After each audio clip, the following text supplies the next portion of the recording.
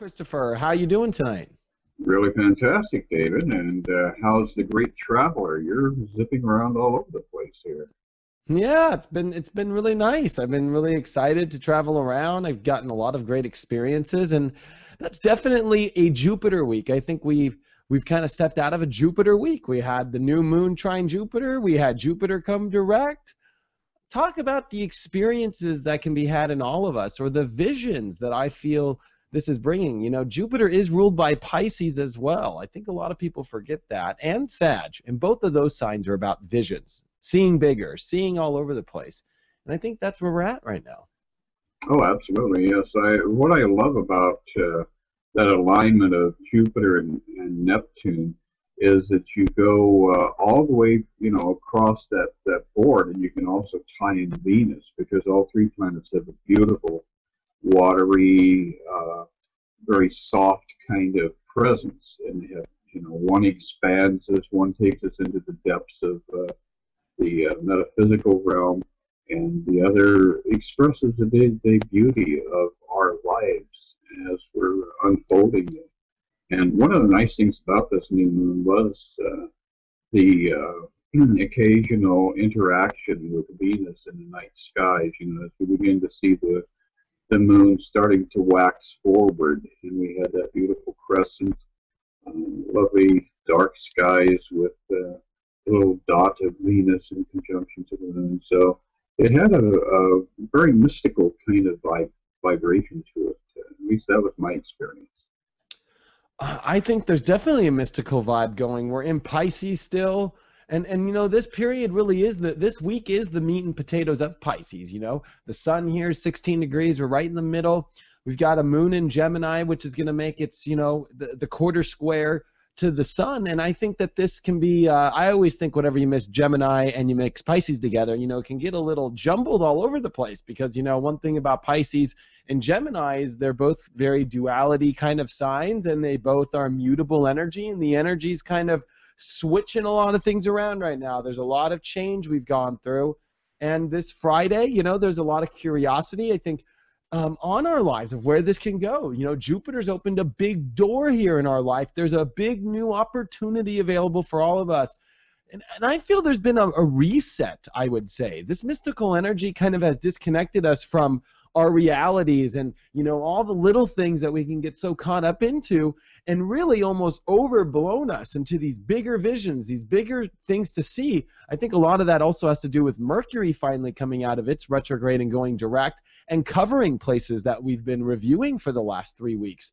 I mean, this is definitely Mercury coming online, Jupiter coming online. Intellectually, we're starting to process and start to understand things more.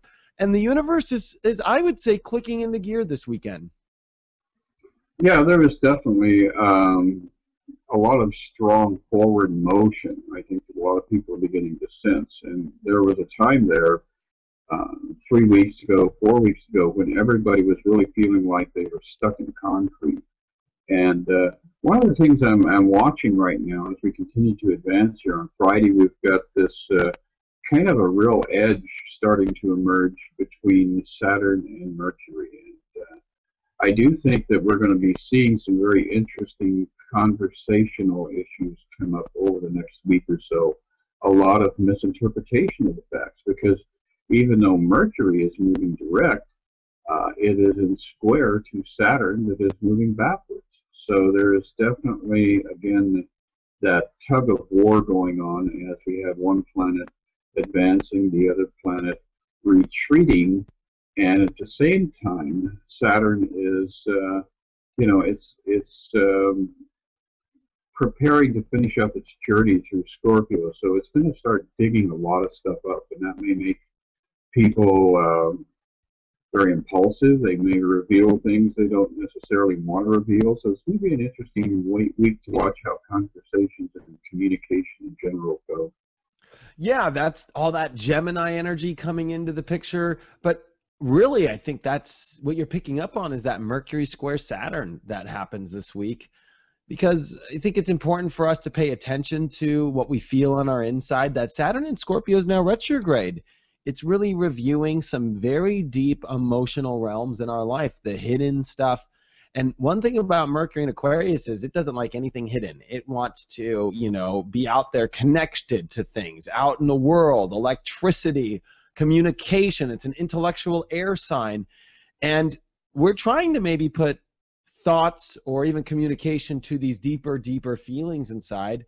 Plus, Jupiter coming online in Cancer really does open up our feelings that maybe there are things that we want to get out. But the communication can be very, very stimulating because we might be able to finally get over some hard decisions we might be having to make. One thing is Mercury square Saturn can become difficult to make decisions because maybe our mind isn't seeing everything correctly. But I think that we're forced to maybe intellectually make some decisions in our life. Maybe we're forced to speak up more in order to find out what those decisions are. I think it would be hard if you don't speak up this weekend, or if you don't, use your mind correctly, or you don't process correctly. Mercury square Saturn means, also though, to pay attention before you say something. Make sure that you're not just spitting out that Mercury in Aquarius crazy, rebel, wild streak, and make sure that you're taking your time and processing. I think it'd be detrimental, though, to not say something, because there is, I think, a responsibility to step up and communicate. Exactly, and I think midweek we're going to see the extra edge added to that particular interaction, because we're going to be watching Mercury as it continues to advance, come in trine to Mars in Libra, and Mars is also going backwards.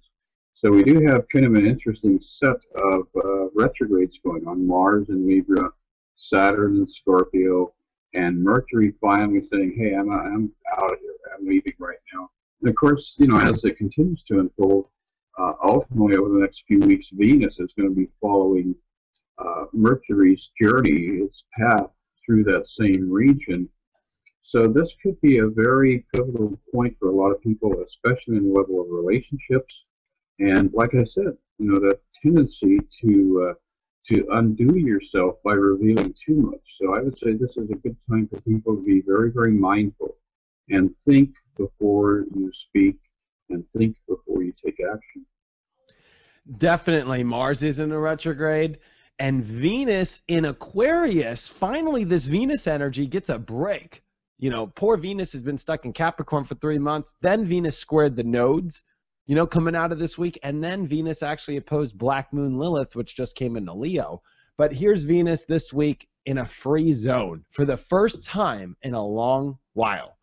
And this can be some very exciting things in relationships. This could finally be some relationship energy moving in directions you've wanted to see, or, really starting to light up. But it's so funny that the moon is going to be in Cancer as we start Monday, and it's going to come over Jupiter, which has come direct. So our feelings get really big, our emotions get really, there's going to be a gift. I think that there's something special this week that starts. But you're right. Mercury is squaring Saturn. Mercury is trining Mars.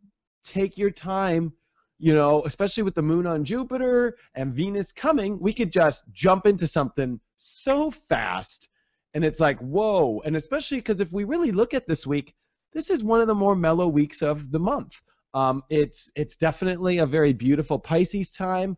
This is also, Lent has started in the Catholic religion. There's people, really right now taking a moment in their life and letting go of something. And I think part of Pisces is the energy to let go, to surrender, to find your higher vibration. And you don't want to maybe jump into things that might tempt you into maybe holding on to things you're trying to let go of. That's part of Pisces, is make sure you're not unconscious, make sure you're aware. And Neptune, is very potent right now. It's been moving forward. It's come out of its stationary position, and it's getting ready. It's coming out of its shadow period. Neptune is going to come to 6 and 7 degrees here this spring. It went retrograde at 5 degrees last year. So we are about to step out of this Neptune energy shadow and move into an area we've never been in our lives, of deeper meaning, deeper connection to spirit, more mystical energy, more fantasy-like. But you want to make sure you're developing the right fantasy in your life, because being in the wrong fantasy could actually turn into be a nightmare sometimes. Most times when you're in the wrong fantasy, you discover all of the hidden issues that have been lurking in the background, and that can be very challenging, absolutely. The other thing, though, that I'm observing with this Piscean period is exactly as you had said, we have moved into that period of Lent. And Lent was a 40-day celebration that is associated with that time that Jesus, the great mystical Piscean, removed himself from society and went out into the desert and confronted his ego, confronted the meaning of his own personal existence in this material world.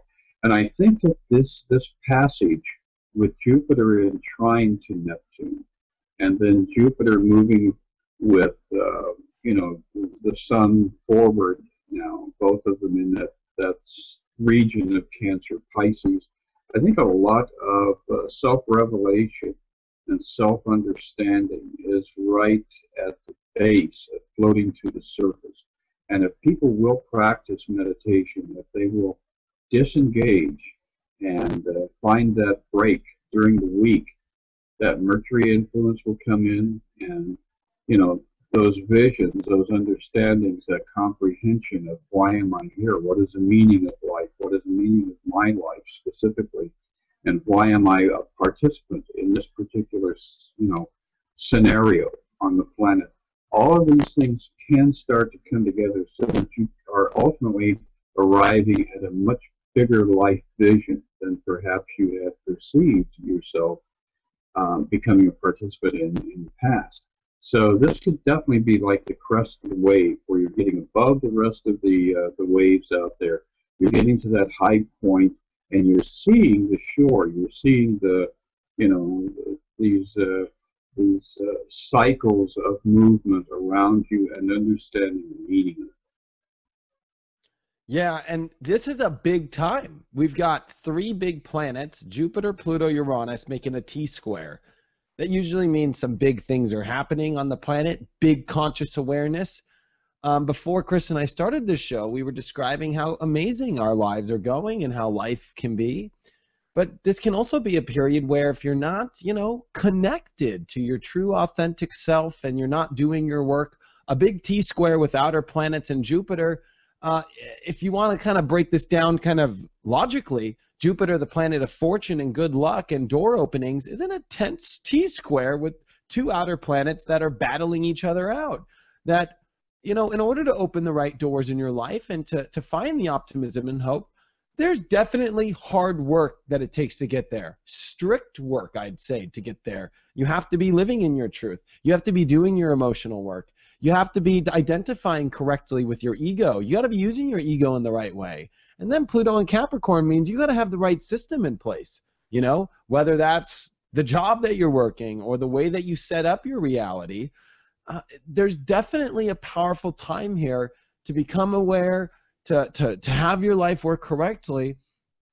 And after this big transit we've had over the last week of the new moon and all this Jupiter energy and all the planets switching gears like we've been talking about, really, I think now the big powerful showdown is this big T-square, where can we have the right jobs, the right destiny, the right secure foundations, and can it all identify correctly and who we are, and can we continue to have the courage to move forward? And I think that's the way to look at your life. If you feel like it's too hard to keep pushing your life and you feel like you're retreating and you need to stop, that's a good definition that you're probably in the wrong spot, and to totally change teams or change energies or move to a different energy source.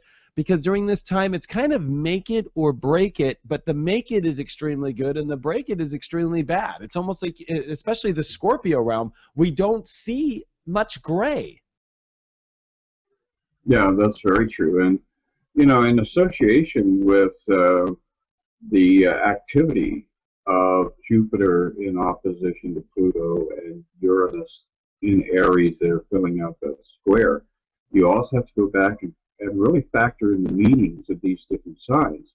And when we look at the charts for the United States, we have the Sun in Cancer at about 15 degrees, depending on how you place the actual event of America being launched as a nation. And we did have Pluto in Capricorn at that time. And interestingly enough, though, in this cycle, it's Uranus filling out this T-square in Aries, the placement of the personal ego. And so a lot of people, I think, are going to get a bigger understanding of who they are in relationship to the national vision of who do you want to be or who should you be. And I think that we're going to see a lot of people discovering something beyond nationalism and beginning to realize that the power of this government is flowing through each individual, every one of us who are here. And within that process, we can start to make significant positive changes for the future. So this particular T-square is going to fill out in a way that everybody is going to have some kind of a sense of relevance to the process of the future of our nation and the future of their particular position within our society, their region of participation, their region of contribution, their region of vision as it is applicable to us as a national group. I'm so happy that you brought that up because it's been on my conscience a lot lately. This energy is really affecting the chart of America. And Pluto in Capricorn is affecting every nation. It's affecting every person in restructuring who you are. I mean, if you look at a building, this is where you've got to bring the building up to code, and you've got to reset the base, and you've got to reset the way that the whole structure works. Capricorn does rule the bones and the skeleton. It also rules the skin. But what it does is it rules the complete form of the body and how it stays together. We all have a structure in our body. It's our bones. And sometimes our bones can get old and deteriorated and worn out, and we need to either do hip replacements or we need to make them stronger. And I'd say that this is a time where in our lives we've all had to replace some bones, or we've all had to replace the structure of our lives. Or here in California, we have earthquake code, so we've got to restructure the buildings to make sure that they're structure proof for an earthquake. In our lives, this is what the universe is doing. And the faster you get on this train and you restructure your life, because not one person or one nation is going to be able to say, nope, I'm perfect and I get away with it all and I don't have to restructure nothing. BS, because nobody's coming out of this. Pluto in Capricorn is way too powerful and way too strong, and we've had it here since 2008, and it's being affected intensely by a lot of planets, which definitely shows that this would be a very strong spot to pay attention to. This also has to do with your own rules you set up. This has to deal with kind of the Republican way, if we were to put like an easy way to describe this, which is kind of an old conservative spot, which is forcing ourselves to let go of old positions we might be holding on to, old rules we set up for ourselves, because Pluto coming into Capricorn definitely sets the new tone. Before I go back to you, Chris, I want to bring up that Pluto before 1776, when it was in Capricorn, was actually in Capricorn during the 1530s. This was when the Catholic Church was in control of every nation. The kings, whether it was the King of England or the King of Germany or the Emperor of any other country, had to actually take orders from the Catholic Church. You couldn't divorce your wife, a queen, like King Henry VIII wanted to, unless, guess what? You got approval from the Catholic Church, even though you're a king. And so what did King Henry VIII do? He said, F you to the Catholic Church, closed the door with them, created the Church of England, and recreated religion completely from the ground up and restructured the way that it worked. He's the one who started to also implement that people could, in local towns, come to Parliament and speak whatever they wanted to, because the people were starting to rebel against him, and that was the only way to keep the rebellions off. So this is a cycle that comes right back around now this way 250 years later. Yeah, it does seem like we are the third wave, I guess you could say, in this evolutionary force that that Pluto exerts on nations around the planet. And it also is very appropriate because a lot of people do believe that we are moving out of the Piscean era and advancing into the age of Aquarius. And if that is in fact accurate, we probably are seeing the last transit under the heavy Piscean vibration of having Pluto move through Capricorn and bring a lot of these old issues about spirituality, religion, structure, government. All of these things are coming to the surface now for final resolution.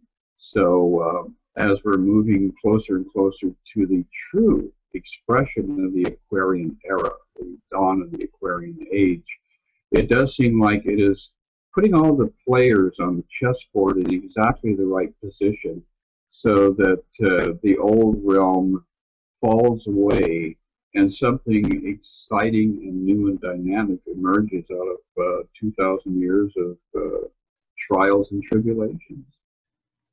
Yeah, and what a great time to be alive, and an exciting time to be alive. And this week, really, I mean, I think we're a blessed week. We've got Jupiter direct, we've got the moon, which is going to touch that. And there's definitely a gift this week. The moon's in really good positions this week. And Mercury is going to come off of Saturn. That I think midweek, once Mercury comes off Saturn and it really kind of comes out of this week, I think there's even more to be happy about. We have the moon in Leo this week. That comes in midweek and it ends the week with this. And it's going to oppose Mercury in Aquarius for the last time. We're going to have this, opposition.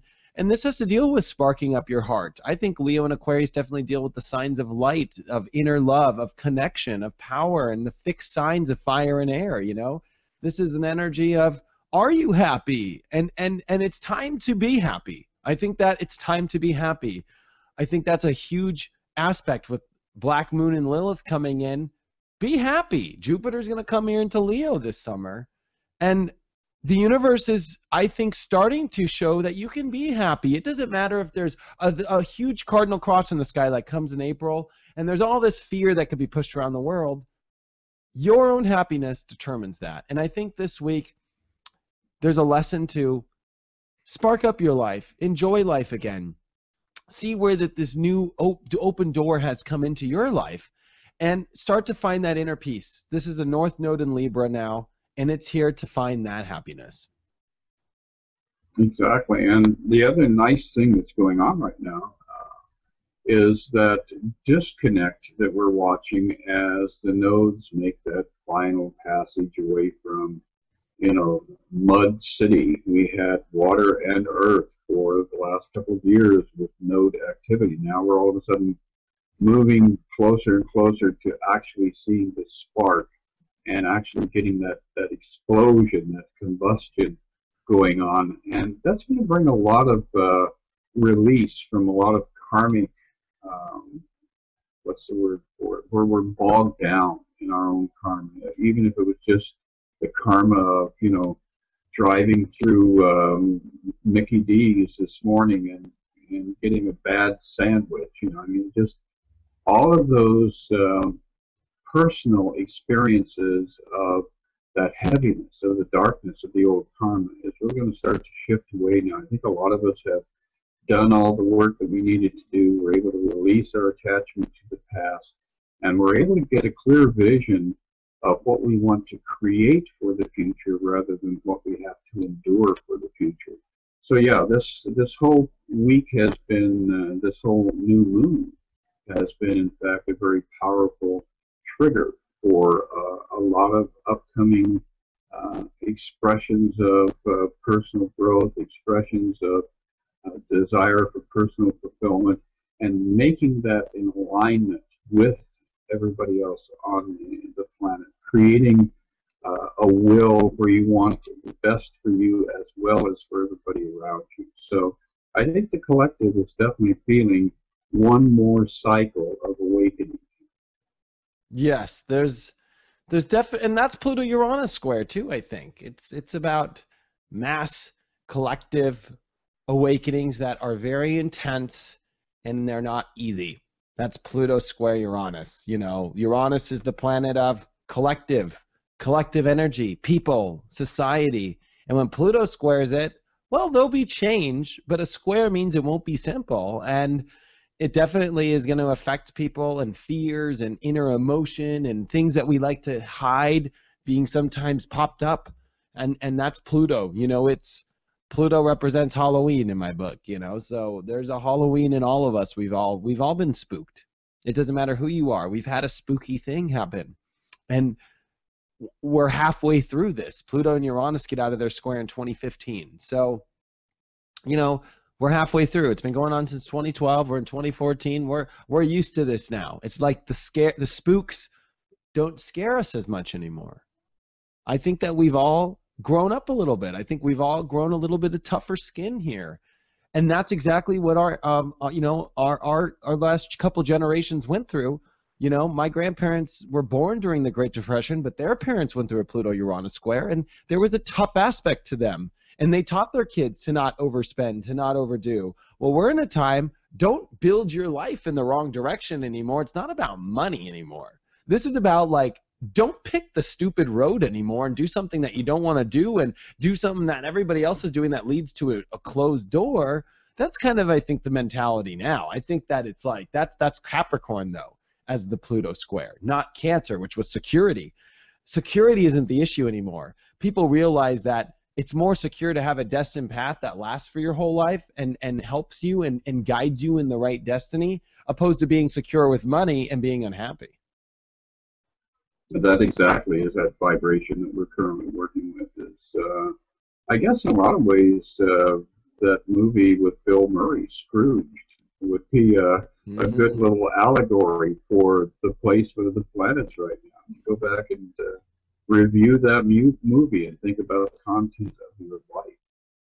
Well, it looks like it's time for us to pull a couple of cards here. Wonderful. So, yeah, the first one, as we move into this weekend, it is a kind of a calming down period, and this weekend gives us the Nine of Pentacles, a little more serene, a little less chaotic. Really, you know, getting past that new moon conjunction energy going to the first quarter over the weekend, we'll see things kind of fall into place without having to put a lot of attention or focus on moving things around. It's like let things happen in their own way, and they'll settle into that place that you want them to arrive at.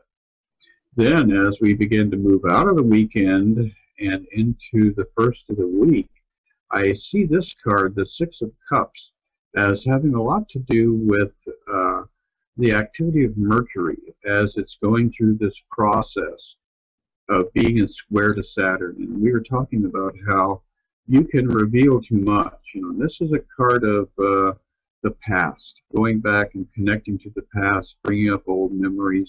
So you want to make sure that you're not re-engaging and creating the same drama over and over again in your life. Be mindful of what you say speaks the vibration into the universe around you, and it does cause a reaction in the universe that you inhabit. The third card is, as we're moving into midweek, this is that beautiful Ace of Pentacles, Ace of Coins. This is a card of manifestation, and we really are in a nice period here of being able to see our manifestations come into physical form. So, you know, you may have it manifested in your mind's eye, but this week you're going to have the option of being able to bring it into manifestation in the material world. Mid and later in the week, we're getting a lot of that Venusian energy kicking in. We have the Queen of Cups. After that edgy energy of Mercury in square to Saturn, we're going to see Venus start to move forward here, and healing, feminine kind of vibration coming from that direction. And these are words that can heal old wounds. So keep that in the back of your mind this coming week. When the opportunity arises for you to resolve old wounds from the past, allow them to be healed and reach out to others and try to heal them in the process. We end the week with the Universe card, the World card, opening ourselves up. As you can see, this feminine form in the card is, you know, arms spread wide to embrace the entire universe, the entire cosmos that she inhabits. And that really is the vibration that we want to continue to explore and share with others, is embracing the beauty of our existence and embracing our destiny that we're creating for ourselves. So a very powerful week according to the cards. Yeah, and I like that it really represented the week really well. I think they were all very positive cards, and I like that we end with the World card. That's definitely the Moon in Leo opposed Mercury in Aquarius. Like, how do you really feel about your heart? And are you ready to open up? And that's a big signal now. Jupiter's direct. One thing about Jupiter is he likes to be on the adventure forward. He doesn't like to go backwards because that usually means that it's kind of like when you're stuck at the airport and you can't leave. You know, there's a lot to review on your trip that you were just on and so forth. But Jupiter direct is when we're on the adventure again. And we've got a nice 8-9 months here of being on the adventure. That's one thing about Jupiter. It's the biggest planet. It's rejuiced. It's recharged. We're all allowed to move forward in our lives and explore all these new realms and look at all the options. There's so many possibilities right now in your life, and don't waste that. Exactly, and don't spend a lot of time doing the retrograde. Don't try to paddle your canoe against the current. Don't try to overwhelm the direction that the universe is asking you to flow in and flow with. And that really is a strong and powerful lesson of Jupiter as it moves through each sign of the zodiac, is how are you going to flow? You know, this is the current. This is the way we want things to go. And if you're willing to surrender your need to buck the system, this could be a very powerful advancement week for you. So, you know, I think everybody needs to realize that they do have the power. It is within them. It is a part of our internal design, and all we have to do is invoke it. We can call upon it and manifest it. Well, what a wonderful week, you know. I think that this is going to be super positive, and I think that there's a lot for us to become aware of the directions to take in our life, and I think that relationships are going to go very well this week. And I think that even though we can jump into things really quick here, just take a little pause and make sure that you check the temperature of the water before you take a dive. Absolutely. Well, David, it was great being able to chat with you and get the inside skinny on your adventures there in Hollywood. I mean, you were able to actually rub shoulders with the people that are giving us the entertainment that we all so much appreciate as we're caught up in the day-to-day extremes. We all kind of need to bail and go hang out in Hollywood every once in a while, and you've actually done it. So how cool is that? Yeah, what an experience. Talk about a new moon trine Jupiter. I was in the middle of that one, and it'll be an experience I never forget, you know, to walk the red carpet, to be there with, like you said, all the great actors and actresses and people behind it. You know, one thing about the Oscars, which I loved, is meeting the people behind it, meeting the people who run the studios, meeting the directors, meeting the producers, meeting people. There's a lot of people behind that. And I think that's what I came out of this with is, wow, you know, I've been in television my whole life, so I've seen behind the scenes and been on big TV shows, but I've never been in film. And there's so many people in film. There's animation. There's all these beautiful things, and it's so Pisces. You know, the Oscars, of course, is in Pisces, and film is ruled by Pisces.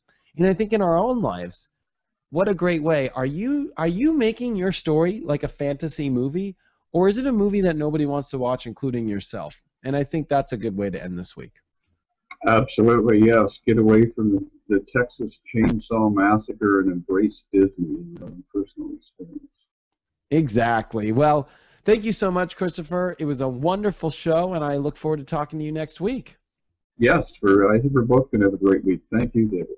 All right. Talk to you then. Okay, bye.